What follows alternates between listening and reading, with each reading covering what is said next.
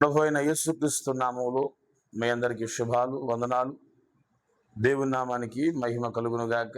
ఈ పునరుద్ధానపు వేళ ఈ రీతిగా ప్రభువును స్తుతించే ఆ కృపను మనకి ఇచ్చినందుకై దేవునికి స్తోత్రం చెల్లిస్తూ మరి వాక్యవాగులకు వెళదాం. చిన్న ప్రార్థన చేసుకుని వాక్యాన్ని ధ్యానం చేద్దాం. ప్రేమామయుడా, పరిశుద్ధుడా, నీకు వందనాలు, స్తోత్రం స్తోత్రం స్తోత్రం చెల్లిస్తూ ఉన్నాం. జీవము గల దేవుడు యేసయ్య, జీవాధిపతి, నీకు వందనాలు, స్తుతులు, స్తోత్రం చెల్లిస్తూ ఉన్నాం. ఈరోజు నీ వాక్యము మాతో మాట్లాడుతూ అర్థవంతంగా, సూటిగా, స్పష్టంగా మీరు మాట్లాడింపచేయండి. పరిశుద్ధాత్ముడా, ఈ శైలిలో మీ ఆత్మతో మాట్లాడి ఈ పాత్రను ఎత్తిపట్టుకొని మీరు బహుబలంగా వాడుకోవలసిందిగా యేసు నామములో అడిగి వేడుకొనుచున్నాం తండ్రి, ఆమేన్. చూద్దాం, చూడండి. మార్కు రాసిన సువార్త 11వ అధ్యాయము 22వ వచనాన్ని మనం చదువుకుందాం. అందుకు యేసు వారితో ఇట్లనెను, మీరు దేవుని యందు విశ్వాసముంచుడి అని ప్రభు చెప్తున్నాడు. గమనించండి, యేసు ప్రభు వారితో తిరిగినటువంటి శిష్యులు అనేక మంది, అందుట్లో ప్రాముఖ్యమైన వారు 12 మంది.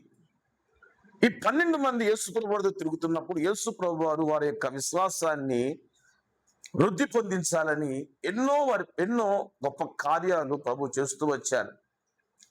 ఆయనతో వాళ్ళు నడుస్తున్నప్పుడు ఓ సాయంకాల సమయంలో యేసు ప్రభు వారు ఓ అంజూరపు చెట్టు దగ్గరికి వచ్చి చూసినప్పుడు అదేమి దాని కాయలు, ఫలము లేవు.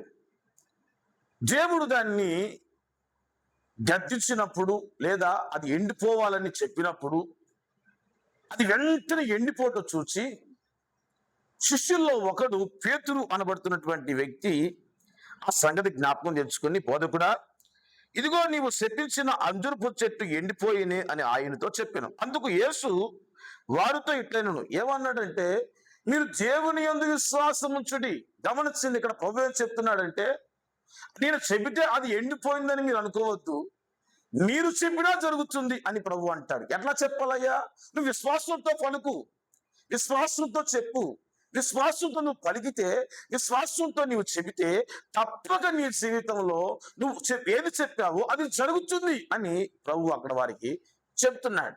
బాగా గమనించండి ప్రియ సంగమా, విశ్వాసం ఇది ఒక ఆత్మీయ ఫలం. ఈ ఆత్మీయ జీవితంలో ఈ ఫలాలలో ఆత్మ ఫలము విశ్వాసంలో ఇది ఎలా ఉండాలి అంటే, అసలు విశ్వాసం అంటే ఏమిటయ్యానంటే, లేని దానిలో ఉన్నట్లుగా చూడడమే విశ్వాసం. అక్కడ లేదు కానీ ఉందని నమ్మాలి, అక్కడ జరగలేదు జరిగిందని నమ్మాలి, అక్కడ ఏ కార్యం జరగలేదు కానీ జరిగిందని నమ్మి ప్రభువును స్తుతించడమే నిజమైన విశ్వాసం. చూడండి, బైబిల్ గ్రంథంలో ప్రభు అంటాడు, చూచి నమ్మిన వాడి కన్నా చూడక నమ్మిన వాడు ధన్యుడు. వినుట వలన విశ్వాసం కలుగుతుంది. నా యందు విశ్వాసం ఉంచువాడు నాకంటే గొప్ప కార్యాలు చేస్తాడు అని అనేక చోట్ల మనం చూడగలుగుతాం. 4 సువార్తల్లో ఎక్కడికి వెతికినా విశ్వాసం విశ్వాసం విశ్వాసం విశ్వాసం అని దేవుడు చెప్తూనే ఉన్నాడు. ఏ విశ్వాసం లేకపోతే ఏమైందయ్యా అని చాలా మంది అడుగుతారు. బైబిల్ చెప్తుంది ఒక మాట. హెబ్రీ పత్రిక 11వ అధ్యాయము 6వ వచనంలో ఇలా చెప్తున్నాడు, ఏమని? విశ్వాసము లేకుండా దేవునికి ఇష్టుడయ్యుండుట అసాధ్యం. ఈ రోజున నీవు దేవునికి ఇష్టడిగా మార్చబడాలంటే మొదటి నీ దగ్గర ఉండవలసింది అంటే తెలుసునా? విశ్వాసం ఉండాలి. విశ్వాసం ఉంటేనే నీవు దేవునికి ఇష్టడిగా ఉంటావు, ఇష్టడిగా మార్చబడతావు. దేవునికి ఇష్టడిగా మార్చబడి నువ్వు ఆయన దగ్గరకు వచ్చి నమ్మకంగా, విశ్వాసంగా నువ్వు ప్రార్థన చేసినప్పుడు, ఆయన ఉన్నాడని, కార్యం చేసే దేవుడని నువ్వు విశ్వాసంతో ప్రార్థించినప్పుడు తప్పక నీ జీవితంలో నువ్వు ఏదనుకుంటున్నావో అది ప్రభు చేయగల సమర్థుడై ఉన్నాడు. గమనించండి, విశ్వాసం ఉండాలి. విశ్వాసం లేకపోతే నువ్వు దేవునికి ఇష్టడుగా ఉండలేవు. విశ్వాసంతోనే అనేక మంది గొప్ప కార్యాలు చూశాడు. మన పితృడు అబ్రహాం విశ్వాసంతో నమ్మాడు ఆయన స్వరాన్ని, ఆయన మాటను నమ్మాడు, మాటను నమ్మి బయలుదేరాడు. అనేక గొప్ప ఆశీర్వాదానికి అబ్రహాంను దేవుడు మార్చాడండి. గమనించండి, ఈ రోజున విశ్వాసం లేకపోతే ఏ కార్యం జరగదయ్యా, జరగదు. ప్రభు కూడా చెప్తున్నాడు, నీ విశ్వాసమే, నువ్వు విశ్వాసించు ప్రభు యందు ఆయన కార్యం చేస్తాడని ఒక్కసారిగా నువ్వు పరిశీలన చేయగలిగితే బైబిల్ గ్రంథంలో దేవుడు ఒక చక్కటి మాటని వివరిస్తున్నాడు. చూడండి అక్కడ, మన విశ్వాసం ఉంటేనే కార్యం జరుగుతుందా, లేదా కార్యం జరగదా అని ఒక్కసారి మనం పరిశీలన చేస్తే, చూడండి ఒకసారి ఆ మాటను మీకు చూపిస్తాను. మత్తయి రాసిన సువార్త 9వ అధ్యాయము 27వ వచనంలో ఈ మాట ఇలా రాయబడి ఉంది. ఒక్కసారి చూడండి. మత్తయి రాసిన సువార్త 9వ అధ్యాయము 27వ వచనం. యేసు అక్కడ నుండి వెళుచుండగా ఇద్దరు గుడ్డివారు ఆయన వెంట వచ్చి, దావీదు కుమారుడా, మమ్మును కనికరించమని కేకలు వేసిరి. గమనించండి, యేసు ప్రభు వారు రక్తస్రావం గల స్త్రీని బాగుపరిచి, అమ్మా, నీ విశ్వాసం నిన్ను స్వస్థపరిచింది, నువ్వు చక్కగా సమాధానం కలద వెళ్ళమ్మా అని ప్రభు చెప్తాడు. అటు తర్వాత వ్యాయురు అనే అధికారి ఇంటికి వచ్చి చనిపోయినటువంటి అతని కుమార్తెను బ్రతికించి అక్కడ నీకు అద్భుత కార్యాలు ప్రభు చేస్తాడు. అక్కడి నుంచి బయలుదేరి ఆయన ఓ ప్రాంతానికి రాగా, ఆ ప్రాంతంలో ఇద్దరు గుడ్డివారు యేసు ప్రభు వారిని వెంబడిస్తున్నారు. ఏమని? యేసయ్యా, మమ్మల్ని కనికరించండి, యేసయ్యా, మమ్మల్ని కనికరించండి, మా కార్యం చేయండి అయ్యా అని ఇద్దరు గుడ్డివారు, వాళ్ళ కళ్ళు కనపడవు, ఇద్దరు గుడ్డివారు ఆయన కేకలు వేస్తున్నారంట.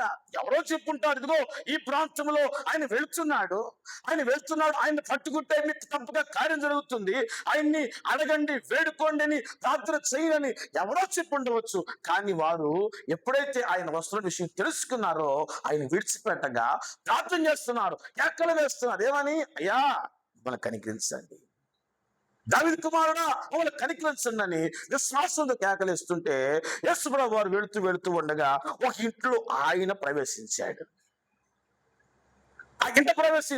గమనించిన రాయబడి ఉంటుంది. ఆ ఇంట ప్రవేశించిన తర్వాత ఆ గుడ్డి వారు ఆయన ఎదుగు వచ్చి, యేసు, ఇది నేను చేయగలనని మీరు నమ్ముచున్నారా? దేవునికి మహిమ కలుగును గాక. గమనించండి, ఎప్పుడైతే ఆ ఇద్దరు గుడ్డివారు ఆయన వచ్చి దావీదు కుమారుడు కనికరించని ఆయనతో పాటు ఆ ఇంట్లో ప్రవేశించినప్పుడు ప్రభు అంటున్నాడు, వీళ్ళని వదిలిపెట్టేటట్లేరు, ఇలా తప్పకుండా కార్యం చేయాలి. అయితే వీళ్ళకు ప్రశ్న వేయాలి. ఏమిటది?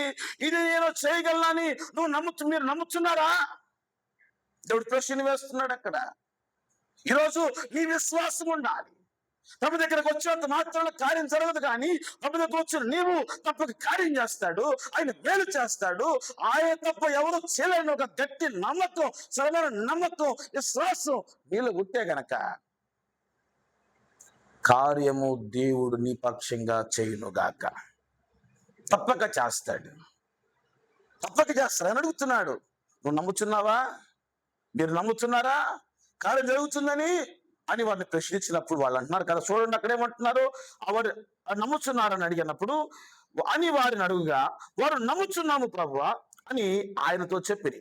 అప్పుడు ఆయన వారి కరుణ ముట్టి, మీ నమ్మిక చొప్పున మీకు కలుగును గాక అని చెప్పినంతలో వారు కన్నులు తెరవబడిను. దేవునికి మహిమ కలుగును గాక. ఎప్పుడైతే నమ్ముతున్నామని అడిగాడో, నమ్ముచున్నామని చెప్పారు, వెంటనే వారికి దేవుడు స్వస్థత అనుగ్రహించాడు. గమనించండి, విశ్వాసంతో నువ్వు ప్రార్థన చేయగలిగితే, విశ్వాసంతో నువ్వు ప్రభుని అడగగలిగితే, విశ్వాసంతో నువ్వు ప్రభు దగ్గర కూర్చొని మొరపెట్టగలిగినట్లయితే, ఆయన పాదాల దగ్గర చేరి, అయ్యా, నువ్వు తప్ప నాకెవరు లేరు ప్రభు అని నువ్వు అడిగినట్లయితే తప్పక ఆయన నిన్ను దాటిపోయే దేవుడు కానే కాదు.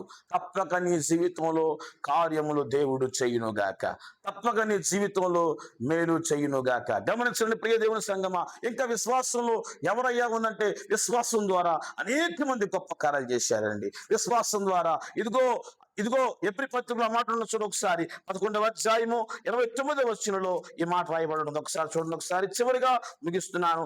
ఎబ్రీ పత్రిక 11వ అధ్యాయము 29వ వచనంలో చూడండి, ఏం మాట్లాడుతున్నాడు. విశ్వాసమును బట్టి వారు పొడి నేల మీద నడిచినట్లు ఎర్ర సముద్రములో బడి నడిచిపోయిరి. ఐగుప్తీయులు అలాగూ చేయి చూచి మునిగిపోయిరి. విశ్వాసమును బట్టి 7 దినముల వరకు ప్రదర్శన చేయబడిన తర్వాత ఎరుకో గోడలు కూలెను. విశ్వాసమును బట్టి రాహాబును వేశ్యలకు వారిని సమాధానముగా చేసుకున్నందున అవిధేయులతో పాటు నశింపకపోయిను. ఇక ఏమి చెప్పేదను?